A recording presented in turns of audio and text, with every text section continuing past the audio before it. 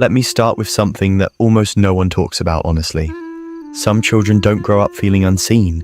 They grow up feeling measured against a sibling, measured against a cousin, measured against a neighbor's child, measured against a version of themselves that never existed, but was constantly described to them. As adulthood begins, the child who was always compared does not simply leave that experience behind. They carry it quietly into relationships, work, ambition, and even rest. Because comparison did not just teach them how to perform, it taught them how to relate. In friendships, they may feel an unspoken pressure to stay useful. They listen deeply. They show up consistently. They give more than they ask.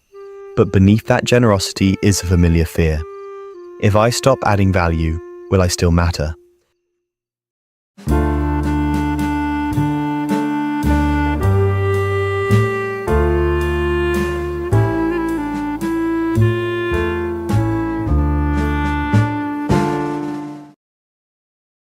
They often become the reliable one, the strong one, the one who does not need much, and people admire this. But admiration is not the same as being known. In romantic relationships, comparison shows up in subtle ways. They may struggle to believe they are chosen for who they are, rather than what they provide. Love feels conditional, even when it is not. They read between lines that do not exist. They worry about being replaced, even without evidence. They measure themselves against past partners, imagined rivals, idealized standards. This creates a constant background tension, not because the partner is untrustworthy, but because the nervous system learned long ago that connection can be taken away. So the heart stays alert. At work, the pattern becomes even more pronounced. They may overwork not out of passion, but out of fear. Fear of being average, fear of being outpaced, fear of becoming invisible. Achievements bring momentary relief, not satisfaction.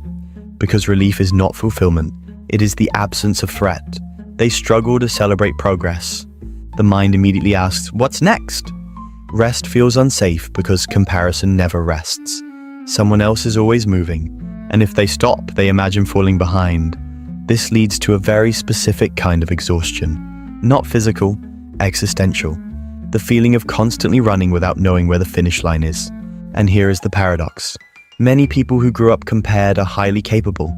They are insightful, emotionally aware, adaptable, but these strengths were forged under pressure, which means they come with a cost. They may struggle with decision-making, because choosing feels risky. What if it's the wrong choice? What if someone else chooses better? What if this decision makes me less impressive? So they delay. They overthink. They seek reassurance. They learn that outcomes determine worth, so every decision feels like a test. There is also an interesting relationship with failure. Some become deeply afraid of it, others almost expect it.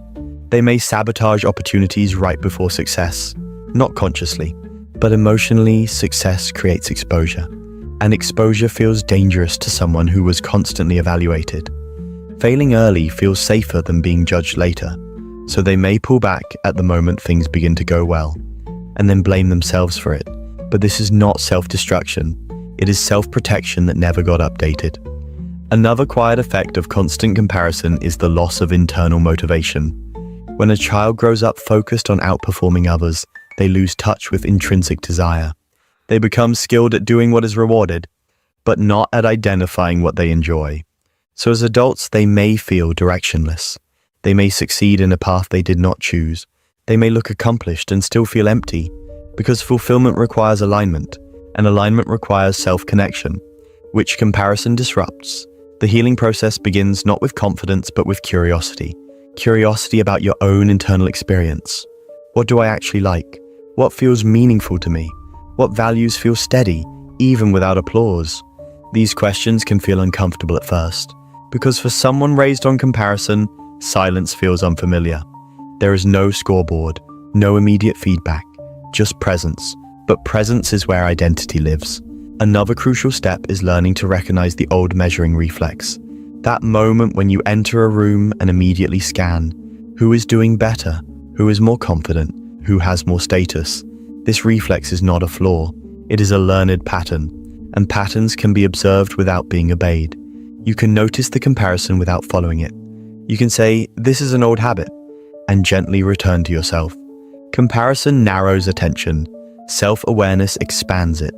The body also plays a role in healing, because comparison lives not just in thought, but in tension. The shoulders that stay raised, the jaw that stays tight, the breath that stays shallow, these are signs of vigilance. Learning to relax is not laziness. It is relearning safety. This is why many people who are compared feel uncomfortable when things are calm. Calm feels unfamiliar. Chaos feels normal, but calm is where repair happens. Another important piece is redefining success, not as superiority, but as alignment. Success becomes doing work that feels meaningful, even if no one notices. Success becomes relationships that feel mutual, not performative. Success becomes rest without guilt. This redefinition is not easy, because it goes against the conditioning, but it is necessary. There is also grief that emerges during healing. Grief for the version of you that never got to just be. The child who had to grow up too fast. The child who learned to earn love instead of receive it. This grief may come in waves. It may feel heavy, but it is part of integration. You are not becoming weaker, you are becoming whole.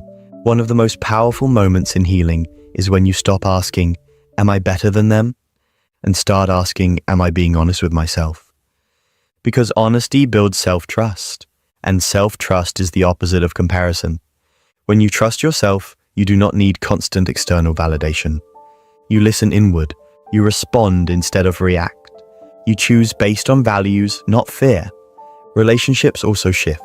You begin to allow yourself to be seen without performing. You ask for help without feeling lesser. You set boundaries without explaining your worth. This may feel uncomfortable at first, because you are stepping out of a familiar role. But over time it feels relieving, because you are no longer acting, you are participating. It is also important to address self-compassion. Many people who are compared become harsh with themselves.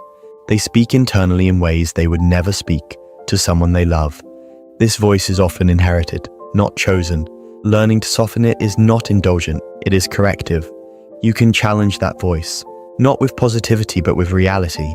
You can say, "I am allowed to exist without being exceptional." This sentence can feel radical, but it is true. Human worth is not earned, it is inherent. The final shift happens when you realize something quietly powerful. Comparison stole time. Time you could have spent exploring, resting, connecting. Healing is not about becoming someone new.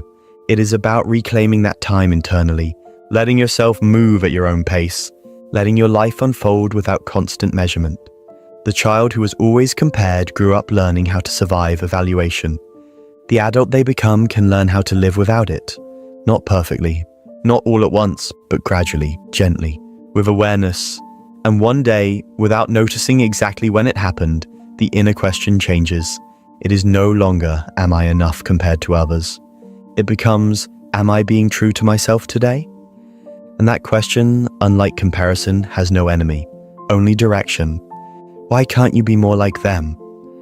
See how well they behave? They're your age and already doing so much better. At first it sounds harmless, just words, just motivation. But the child hears something else entirely. They don't hear encouragement, they hear replacement. They learn very early that love is not stable. It shifts, it compares, it ranks. And slowly, quietly, something inside them starts to bend. The child who is always compared does not grow up asking, "Who am I?" They grow up asking, "Am I enough yet?" Psychology tells us that identity is not formed in isolation. It is formed in reflection. A child learns who they are by seeing how they are responded to. When those responses are constantly filtered through comparison, the child does not develop a solid sense of self. They develop a sense of position. First place, second place, last place. They begin to understand themselves not as a person, but as a score.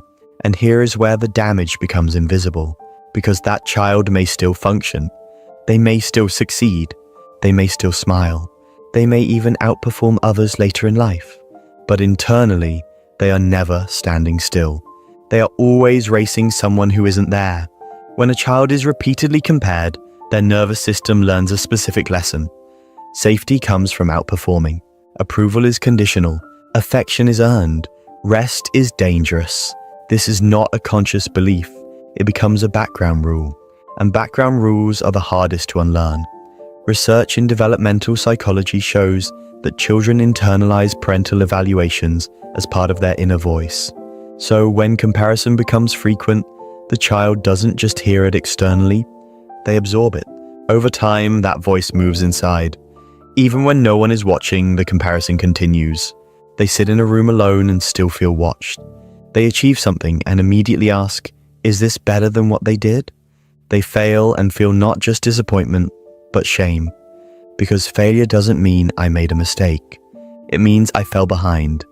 One of the most misunderstood effects of constant comparison is perfectionism.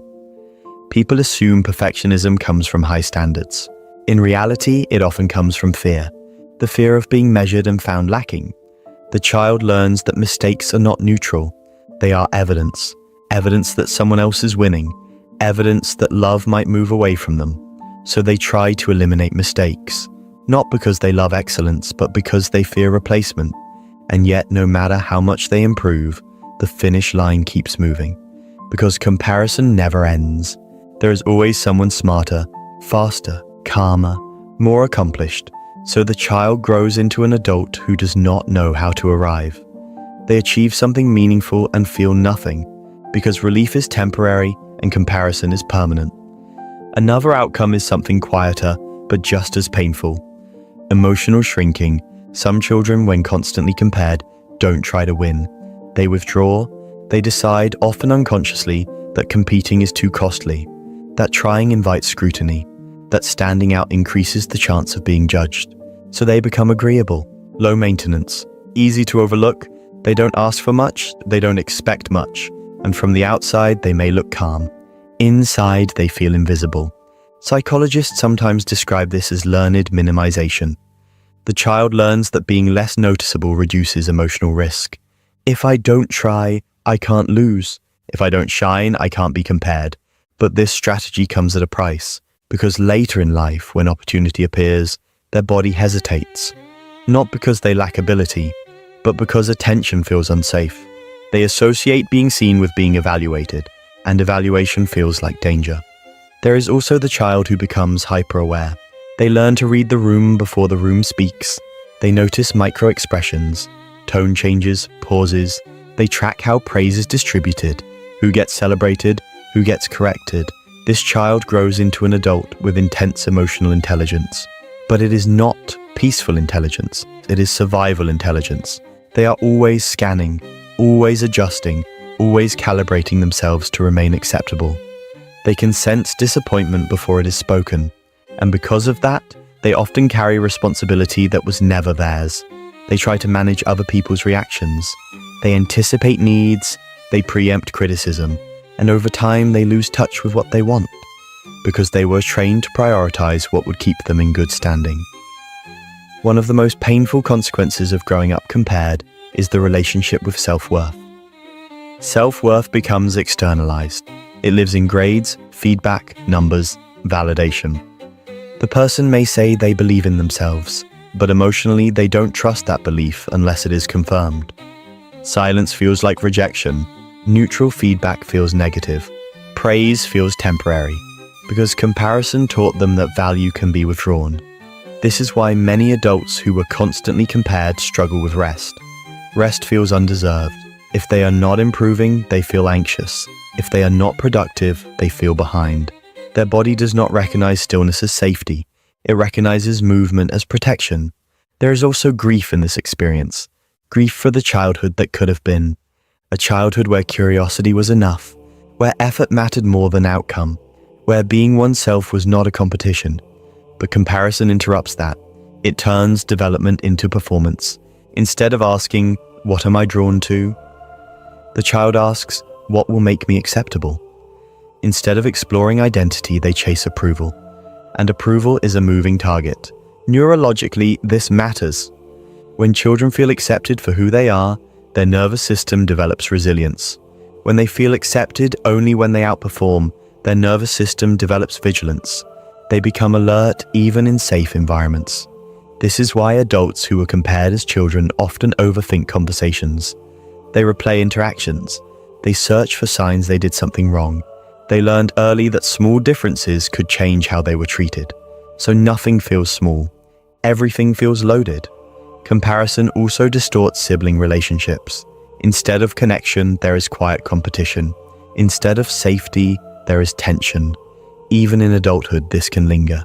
They may love their sibling, but a part of them still measures distance. Who is doing better? Who is closer to approval? And this comparison is rarely conscious. It operates like background noise, always there, always influencing. It is important to say this clearly. Most caregivers who compare children do not intend harm.